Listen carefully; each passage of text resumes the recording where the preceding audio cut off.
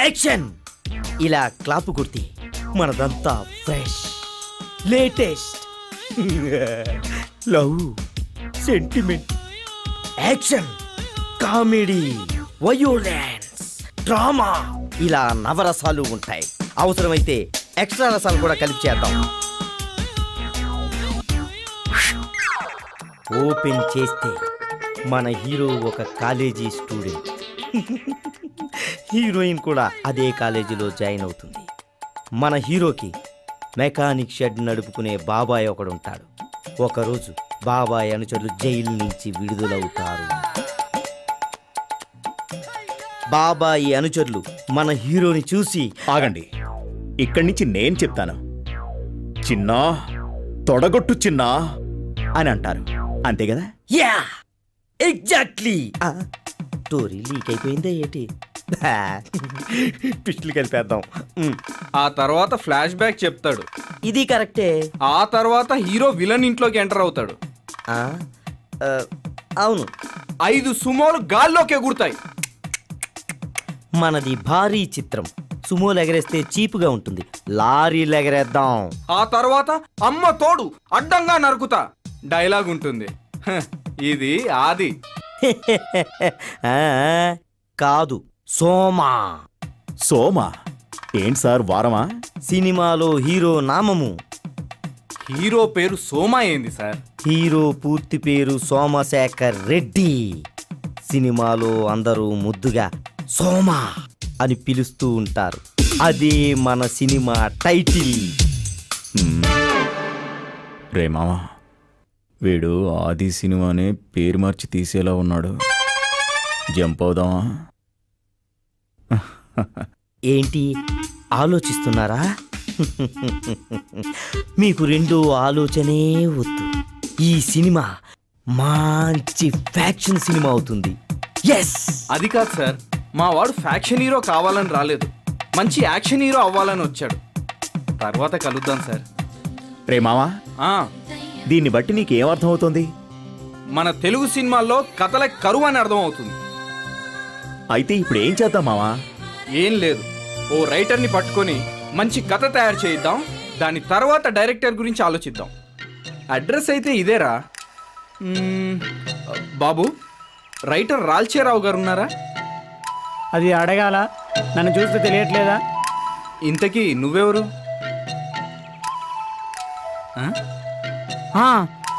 నేను కొరియర్ బాయ్ని.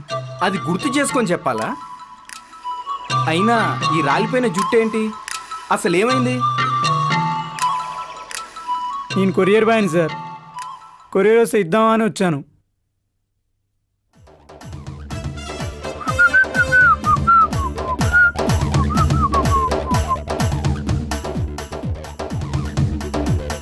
ఎవరు బాబు నువ్వు?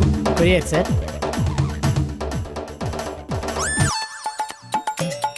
ఇక్కడ పెట్టండి సార్.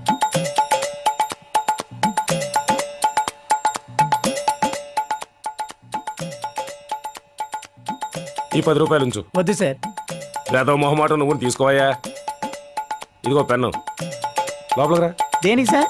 చెప్తాను కదా, రావయ్యా. సమయానికి వచ్చావు.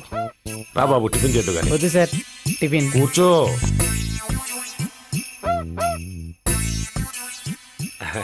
ఇడ్లీ,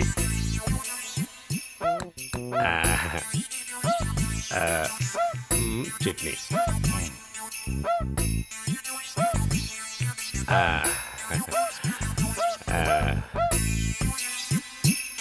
తిను బాబు, తృప్తిగా తిను.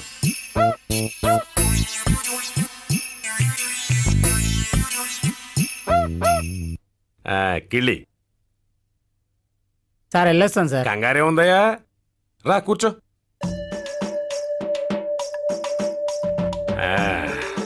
నేను రీసెంట్గా ఒక కథ రాశానయ్యా, కాస్త వింటావేంటి? సరే సార్, దాని ఏముంది, ఆనందంగా వింటాను. టైటిల్ చేతిలో చిప్ప చెప్పే గొప్ప. క్యాప్షను ఓ బిచ్చగాడి ప్రేమ కథ. ఇక కథలోకి వస్తే అదో పెద్ద భవంతి. ఆ భవంతిలో ఓ పెద్ద ఫ్యామిలీ, ఒక తాత, ఒక అవ్వ, ఒక మనవడు, ఒక మనవరాలు, ఒక కూతురు, ఒక కొడుకు. తాతకి క్యాన్సరు, అవ్వకి అల్సరు, కొడుకుకు కుష్టు, కూతురికి టీబీ. మనవడు మంచం దిగలేడు, మనవరాలు మంచం ఎక్కలేదు. వీళ్ళందరినీ చూసుకోవడానికి ఒక గుడ్డి డాక్టర్, ఆ డాక్టర్కి ఒక బుడ్డి కూతురు. అసలు కథ ఇక్కడి నుంచే ప్రారంభమవుతుందన్నమాట.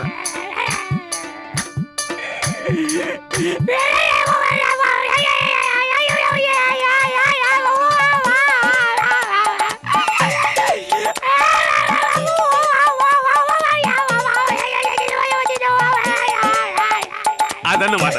ఎలా ఉందా? బాగుందా? అది సార్ జరిగింది.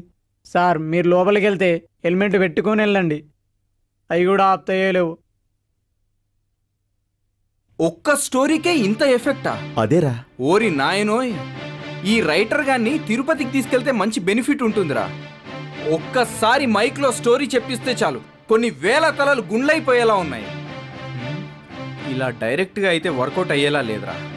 నాకు తెలిసిన ప్రొడక్షన్ మేనేజర్ ఒకడు ఉన్నాడు, వాణ్ణి పట్టుకుంటే మన పని ఈజీగా అయిపోతుందా. వెళ్దాం పదా. నమస్కారం మాస్టారు. కాశీ గారు రండి సార్, మీకోసమే వెయిట్ చేస్తున్నాం. సారీ లేట్ అయిపోయింది. పర్లేదు. ఏంటి ఉన్న ఫలంగా రమ్మన్నారు? ఏంటి విశేషం? మీతో చిన్న పని పడింది సార్. భలేవారే, చెప్పండి ఏంటి? ఇతను నా మేనల్లుడు కార్తీక్ అండి. అలాగా. హలో సార్, నమస్కారం. ఇతన్ని హీరోగా పెట్టి మేము సినిమా చేద్దాం అనుకుంటున్నాం. ఓహో, మరి ప్రొడ్యూసరు?